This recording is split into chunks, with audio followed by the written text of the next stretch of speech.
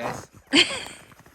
So today we're gonna do our little inside tour. I'm Matt, by the way. I haven't really been on the camera yet, but we are right next to the river. We can walk you down and show you.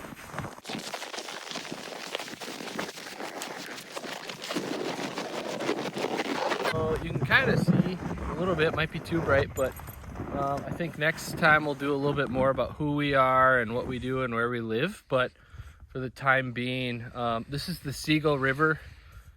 Which is probably 110 feet from the yurt. In the summer, it's nice because we can walk right down here and swim. But this is, yeah, like I said, the Seagull River, and it's like right on the edge of the Boundary Waters Canoe Area Wilderness. If you're not familiar, you should look it up. It's an amazing remote wilderness for canoe camping. So now we'll go up to the yurt and check out the inside and give you the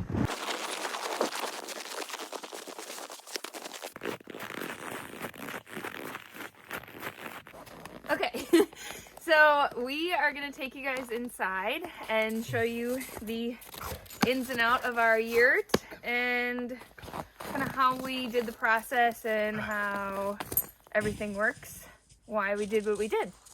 point. So yeah, let's go on in. We'll take you in. Come on by.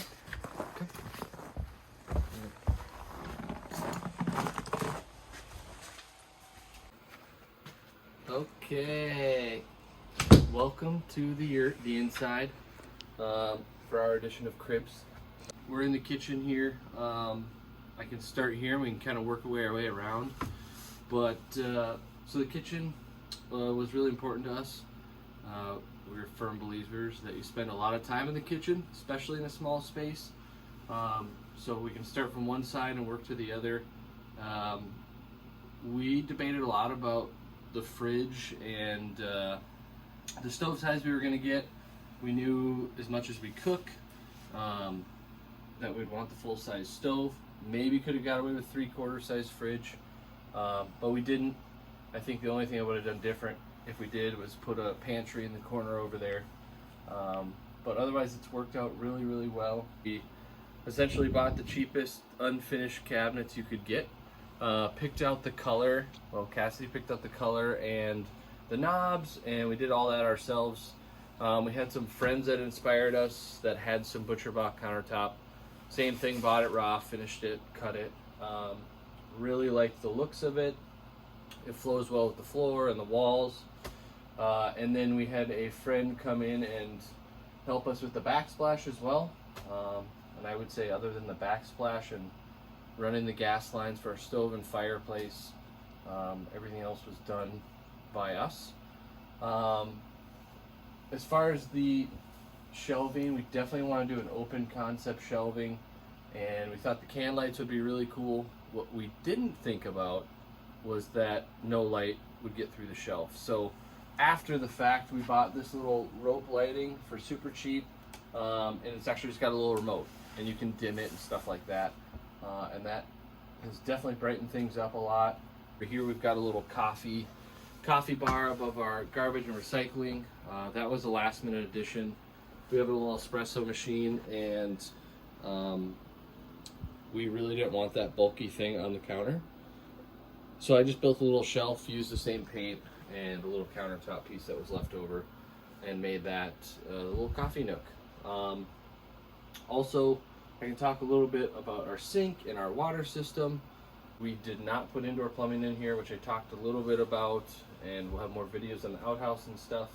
But although it looks like a normal kitchen sink, it's all, I would say, a carry in, carry out type system, which was totally, I kind of just did some research. I'm familiar with campers and RVs and stuff like that, so I use that to my advantage. So what we have here is a 7-gallon fresh tank, and originally I bought that tank with a pump in the tank, and what you would do, there was no pressure switch, so it was just always on. What you would do is turn this switch on, then you could open your faucet. But that little tiny pump in there was just not enough pressure for us. So I actually bought an external 12-volt pump and hook that up, so now anytime you open the faucet, the water turns on just like a normal sink. with the higher pressure, we go through water quicker. But we also have like refill tanks and stuff down here. And then under the drain, we just have a bucket, and it's technically a carry in, carry out water system. So all that means is you get an approved area by our local inspector where you can disperse the water. So you can't cut a hole and just let it drain out. You have to physically carry it and disperse it throughout the soil. So that's what we do there. It works pretty good. This is all just room temperature water. So when we do dishes, we use cold water, but then we've also got like an instant boiler. So we'll turn that on, fill that a quarter with hot water, use cold water, that sort of thing. We do most of our dishes in this little tub here. That way we don't have to fill the bucket underneath. And so I would say every day, you know, by the end of the day, that thing's like 3/4 full, probably 2/3 full. And then we just carry that out instead, go dump it. And then whatever remnants, you know, when we rinse the sink out, stuff like that, that stuff washes into the bucket. So when we refill water, we'll dump the bucket. And that doesn't seem to be a problem. I would say all in all, when we're totally stocked, we've got 17 gallons of fresh water. And I would say now that we're, you know, cooking in here every day, all our meals, and then we've got a cat, a dog, plants, that sort of stuff. I would say every 3 to 5 days we're filling water, which has been fine for us. And obviously you can hear our dog in the background. He's protecting outside the yurt as he does best. This is 1/4, and I'll transition and walk over here and show you the rest.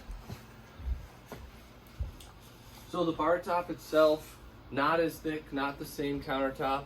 We just bought unfinished pine and finished it, put some brackets on. So it's actually been super awesome for just about everything.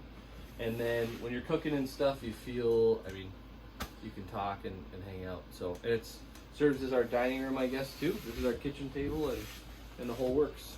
So this little quarter of the pie here, which we'll have to switch the camera, but this little half here, just fireplace, and this little cabinet here is something that my parents gave us. Cassidy stripped it down and refinished the whole thing.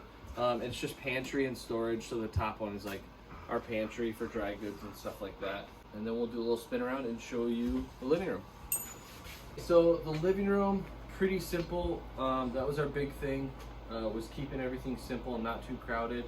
So all this stuff we already had or had already built. We did some additions, and you know, putting furniture in a round building is an interesting thing. So we've switched a lot of things around. This is what we're happy with for now, and I don't see it changing for a while. But we've got side tables on each side of the couch, and then we've got TV, our record player, our speaker. You know, we've got little foot trays by each door for boots and stuff like that. It's just tough, especially in the winter, not to get your floor soaking wet. We took some offcuts from the countertop, made some little shelves over there. We do have a cat. I'm sure you can see her. She's the queen of the house. She's just up on her pedestal there. But she likes to eat plants, so we got her some fake plants. And the real ones we saved for over on the wall there. And that's worked out really nice. And then lighting, you can kind of see what we've done here. They aren't actually switches. I did not want switches everywhere. It was hard enough to get the cable hidden and not exposed. So what we did is we just bought 8 or 10 lights online, and they're actually just plug-ins. And then I just ran the actual cable, and there's a switch that's just mounted here. And I think we've got 8 of those up, and it's been plenty of lighting. I mean, it's a really warm lighting. We're using like Edison style bulbs, so it's not as bright, it's not as vivid. And then we've got the kitchen lighting too, so that helps a lot. And then as far as the flooring goes and the platform, I don't know that we talked a ton about it, but it does look really rustic. It has settled. You can see it's finally taking its shape. It does expand and shrink with the weather. but this is actually 2x6 tongue and groove pine. They're 16-foot boards, and they're actually, I mean, it was beautiful. You saw that we sanded it and finished it, so it was raw, but we've been really happy with it. Obviously it's not as warm as your household floor, but it's been great for us. Easy to clean, easy to sweep and vacuum, and it was really easy to work with too. So last part is just going into the bedroom, which will be a little hard to get a video in there, so I probably won't dive in too much, but it was really important to us we knew that clothes and stuff would be the messiest part of the house. And so first of all, we put up the wall so we could close off the bedroom and have privacy in case someone stayed in the living room or we have guests over, we can kind of close that off. And then secondly, I've built plenty of kitchens on square walls, and I've never built one on a round wall, so we went with, you know, what we knew the most, and that was definitely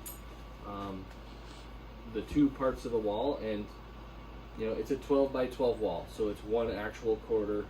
It's a 24-foot yurt, so we can take you into the bedroom. Okay, so this is the bedroom. Couple things here. So we first of all, we bought a bed frame that has drawers below it, so on each side there's 3 drawers. Guys, come up. And that was important to us. Again, storage in the yurt. It's just not like a normal house. The clothing aspect, which we'll get a better video of, but we bought this organizer from a hardware store like type website, and it's really nice. You can mix and match. You can make it what size you want. This whole setup is actually meant to go inside of an existing closet, so to replace shelves and other hangers, and it makes it look organized.